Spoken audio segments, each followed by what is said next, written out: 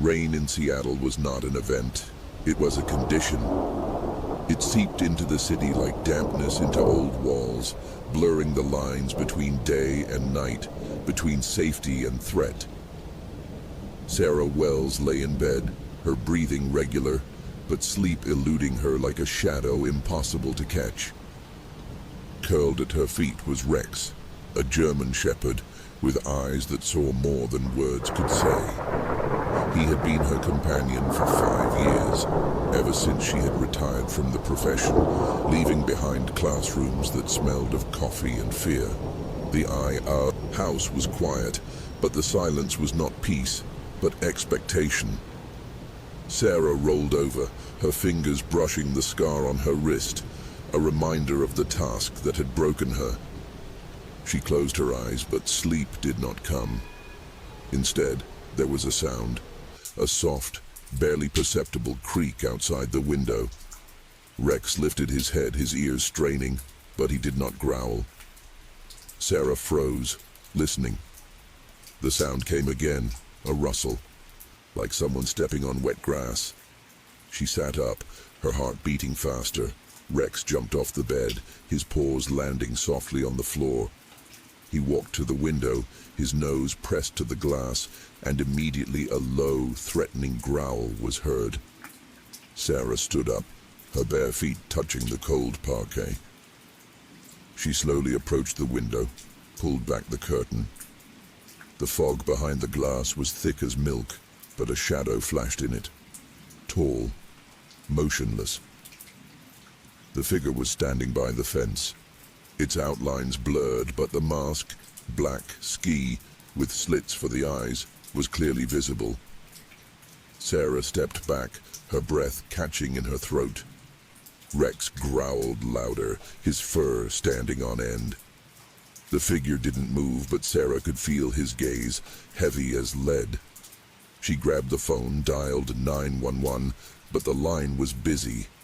Damn the weather, damn the city. She hung up, her mind racing.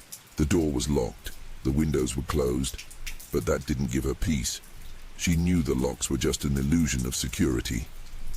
Rex lunged for the door, his bark cutting through the silence like a knife. Sarah followed, her hand gripping the baseball bat that sat by the door. She opened the door and Rex darted out, his bark growing fierce and menacing. Sarah followed, the bat shaking in her hands. The fog swirled, obscuring everything, but she could hear footsteps, quick and receding. Rex was chasing something, his silhouette flickering in the mist, then silent. She stood in the doorway, the wind whipping her face, the rain dripping from the roof and running down her neck. Rex returned a minute later, his fur wet but alone. Sarah lowered the bat, her legs buckling. She went back into the house, locked the door, and slid the bolt back. Rex licked her hand, his eyes watching her with concern. "Good boy," she whispered, stroking him. But the fear did not go away. It settled in her bones like a chill. The morning came gray and heavy.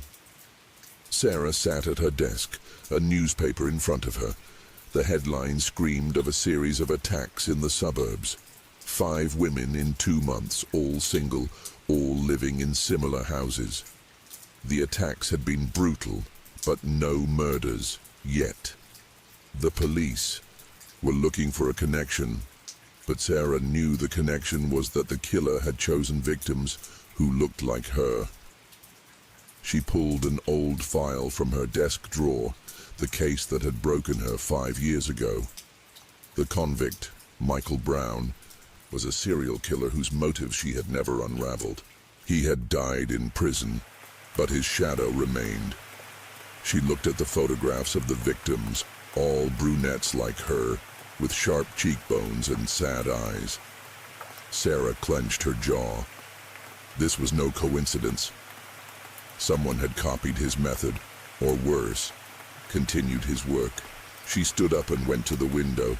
Rex lay at her feet, his breathing even, but his ears alert. Sarah knew this was just the beginning. The masked man would be back, and this time Rex might not make it. She picked up her phone and dialed Ryan Kelly, a former colleague. He answered on the third ring. "Sarah, what's wrong?" His voice was sleepy but worried. "I need your help," she said, and her words hung in the air like a death sentence. The rain outside grew heavier, drowning out the world. But Sarah felt the shadows of the city moving in behind her. The fog didn't clear even by midday. Sarah stood at the stove, mechanically stirring the coffee in the sesve. Her movements were slow, as if she was trying to stretch out time. Rex lay at the threshold, his gaze riveted on the door. She poured coffee into a cup, but did not drink it.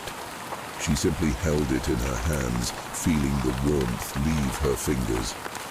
Her thoughts returned to the masked figure. This was not a random robber. This was a hunter. She walked back to the desk and opened the folder again. The notes, the clippings, the interrogation reports, they were like a map of her past. Michael Brown hadn't just killed, he'd played. He'd left clues no one could figure out until it was too late. Sarah ran her finger down the line in the report. The victims weren't chosen at random. They were reflections of his own pain. She hadn't understood what that meant then. Now, looking at the photos of the new victims, she was beginning to suspect. Her gaze fell on her own. Reflection in the window pane. Pale face, dark circles under her eyes. She was like them, not just in looks. Her loneliness, her scars, her past, all of it made her a target. She put the folder down, her hands shaking. Rex whined softly, lifting his head. Sarah looked at him, and then there was a knock. Quiet, but insistent. Someone was at the door. She froze. Rex jumped up, his barking filling the house again. Sarah went to the door, clutching the bat. Through the peephole, she saw an empty yard, only rain and shadows. But the knocking came again, louder this time. She opened the door, ready for anything, but there was no one there. Just a box, a small cardboard one, soaked from the rain. Rex sniffed it, his growling quieter but not gone. Sarah lifted the box, her fingers denting the soggy cardboard. Inside was a photograph, old and yellowed. It was of herself 5 years ago, in a police uniform. On the back was a single word: remember. Her heart sank. It wasn't just a hint, it was a challenge. She closed the door, slid the bolt, but she knew it wouldn't change anything. He was already here, not at the door, but in her life. And he wouldn't leave until he finished what he started. Rain pounded the roof, turning the night into an endless roar. Sarah Wells sat at her desk, her fingers nervously leafing through old files, yellowed with age. The lamp cast a dim light on the papers, picking out the faces of the victims, the notes, the names. Rex lay at her feet, his ears twitching, sensing what she had only sensed, the danger that breathed beyond the walls. There was a photograph in front of her own face, 5 years ago in uniform, with a smile she had long forgotten. On the back, a single word, remember, written in sharp black strokes. It wasn't just a message, it was a blow from the past she couldn't turn away from. She went to the window. The fog outside swirled like smoke, obscuring the street. Rex whined softly, snuggling against her leg. Sarah put her hand on his head, but her thoughts had already drifted back to Michael Brown, the serial killer whose case had ruined her career. His death in prison should have ended it all, but now someone else had taken up the mantle. Sarah returned to the desk, opened Brown's folder. The photographs of the victims stared back at her, women like her, dark hair, empty eyes. She read the old notes. The victims are a mirror to his pain. She hadn't understood it then. Now the words cut like a knife. She began to suspect that she herself was part of his plan. The phone rang, breaking the silence. Sarah jumped, grabbed the receiver. "Hello?"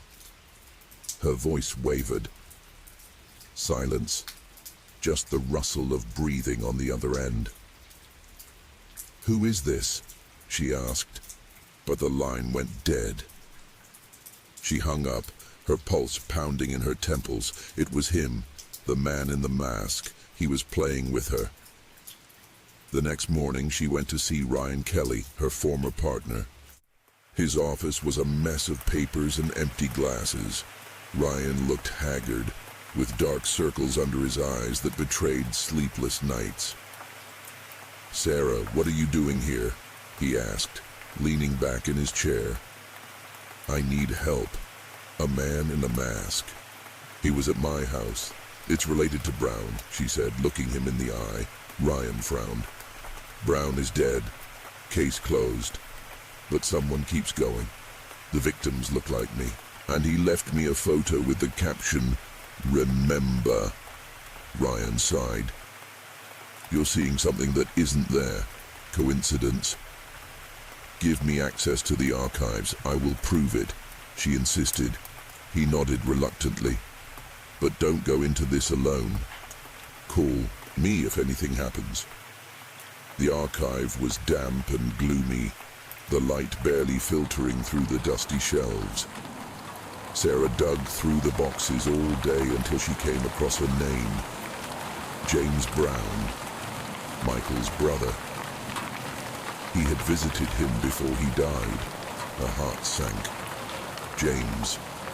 She remembered his eyes, cold, empty. Then he had seemed like a shadow. Now he was a threat.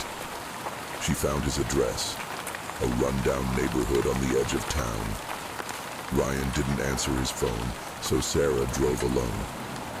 James's house looked dead, the door creaking in the wind. Inside, chaos. Photos of victims on the walls, old and new. In the center, her photo crossed out in red. Footsteps behind her. She turned around. There he was, standing in the doorway wearing a mask and holding a knife. Sarah lunged for the exit, but he was faster. He grabbed her by the hair, pressed the knife to her throat. "You shouldn't have dug," he whispered. "But now you'll know everything." He pushed her into the car and sat down next to her, the knife glinting in the dim light. "Let's go," he said, and Sarah knew this was just the beginning. The fog was gathering, like a shroud over Winterbrook, covering the streets in a sticky, impenetrable haze. Rain lashed the broken pavement, pooling in muddy streams that flowed toward an abandoned warehouse on River Road. Laura Kane sat in her car, her knuckles white. On the steering wheel, Marcus's tape recorder lay on the passenger seat, his voice still ringing in her ears, hoarse and broken. "They know. The purifiers are a network, a warehouse. Find it." She knew she was walking toward certain death, but Marcus's shadow, his absence pulled her forward like a chain. The car door creaked as Laura stepped outside, her boots sinking into the sodden earth, each step squelching. The warehouse loomed before her, a rusty hulk rotted to the bone. The broken windows gaped like black holes. The walls were covered in mold that smelled of damp and decay. The flashlight shook in her hand, its beam picking out shards of glass, scraps of old newspapers, rusty chains hanging from the ceiling like gallows. It was cold inside, the air thick with the smell of iron and rotting wood. Laura's footsteps echoed in the emptiness, every sound returning, distorted and ominous. Paul Harris stepped out of the shadows, his face a mask of calm, but his eyes gleaming like an animal about to spring. "You shouldn't have come," he said, and his voice was soft, almost gentle, sending shivers down her spine. Sheriff Crow stood behind him, his fingers wrapped around the butt of his pistol, his lips twisted into a smirk. Laura gripped the recorder tighter, feeling the metal dig into her palm. "Where is Marcus?" Her voice wavered, but her eyes blazed with challenge. Paul smiled, a thin, venomous smile. "He chose his fate. Now it's your turn." He nodded, and Grace, a silent shadow, opened the side door. There, on the dirty floor, lay Marcus. His face was broken, blood caked his cheekbones. The ropes cut into his wrists, leaving crimson streaks. He was breathing, weakly, raggedly, but breathing. Laura lunged for him, but Paul grabbed her shoulder, pressed the knife to her throat. The cold blade burned her skin, and she froze, hearing the blood pounding in her temples. The recorder. "Give it to me," Crow said quietly, but there was a threat in his tone. Laura threw the recorder away from them. It hit the floor with a dull thud. "Check it," she breathed, trying to keep her voice even. Grace took a step toward the device, but Laura elbowed Paul in the ribs, wrenched herself free, and lunged at Marcus. The knife flashed through the air, but she cut the ropes, the old blade trembling in her hand, hidden in her pocket. Marcus opened his eyes, glazed with pain, and shoved Paul as he swung again. The knife sank into the rotten wood of the crate, crunching. Crow pulled out his gun, but Laura was already dragging Marcus toward the exit. The rain lashed his face, the wind howled, lightning tore at the sky. They ran to the car. Laura stepped on the gas, and the wheels screeched, throwing up dirt. Headlights flashed in the mirror. Crow was not retreating. The recorder remained there in the shadows of the warehouse, but Laura knew its voices would not stop. The next morning, she gave a copy of the tape, not the original, but a secret copy, to a journalist in a neighboring town. A week later, the airwaves were filled with voices: Crow, Paul, Grace, their confessions, their filth. Winterbrook shook. The sheriff was taken into custody. Paul had vanished into the night, and Grace was found in her home, a rope around her neck, officially a suicide. But Laura had seen her eyes that night and knew it wasn't over.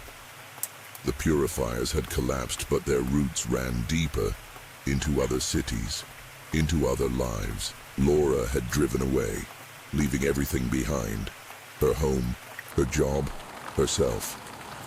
Marcus rode beside her, his breathing heavy, his face a map of scars. They were silent. The shadows of Winterbrook clung to them like wet fog, and every rustle outside, the window whispered, "This is not victory, this is a reprieve." The truth had come to light, but the cost was seared into their souls. And in every look from Marcus, in every screech of tires, Laura saw ghosts that would never die.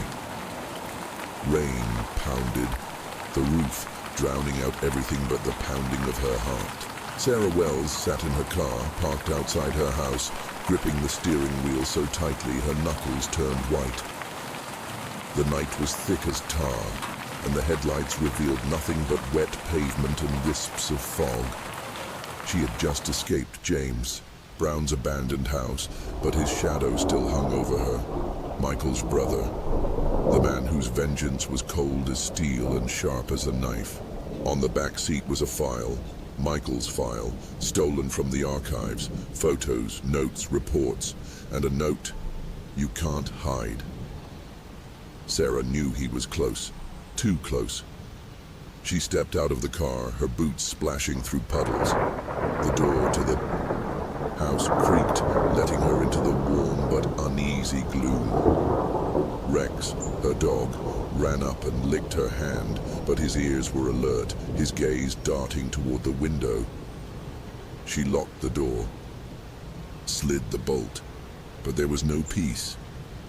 In the office, Sarah turned on the lamp, opened the file. Her fingers trembled as she ran over the lines. Michael Brown, the murders of 3 women, revenge for his mother. She froze. Her mother was a nurse. Coincidence? No. It was personal. The phone rang, breaking the silence. Sarah grabbed it. Hello? Silence. Just the rustle of breathing. Who is this? The line went dead. She hung up, her pulse pounding in her temples. He was playing with her. James, the masked killer. Outside, fog swirled, obscuring everything. Rex whined, leaning against her leg. Sarah placed a hand on his head, but her thoughts wandered to the past. Michael Brown. His case had broken her. His death should have ended it all. But now his brother had taken up the baton. She returned to the folder. Photos of victims, women who looked like her. Dark hair, empty eyes. Notes. The victims are a mirror to his pain. She hadn't understood it then. Now the words burned. She was a target. The morning came, gray and damp. Sarah went to see Ryan Kelly, her former partner. His office was littered with papers and empty glasses. "Sarah, what are you doing here?" he muttered. "He was at my house. It has to do with Brown," she said, looking straight into his tired eyes. "Brown is dead," Ryan snapped, but someone continues. "Victims like me." And a note. "Remember." Ryan sighed. "You see ghosts. But okay, I'll give you access to the archives. Just don't go in alone." The archives smelled damp and dusty. Sarah dug through the boxes until she found a name. James Brown, Michael's brother. Visited him before he died. Her heart sank. She remembered his eyes, cold, empty. Now he was real. The wall. Address, a deserted area. Ryan didn't answer his phone, so Sarah drove alone. James's house was dead. The door creaked in the wind. Inside, a nightmare. The walls were covered in photos of victims. Hers was in the center, crossed out in red. Footsteps behind her. She turned.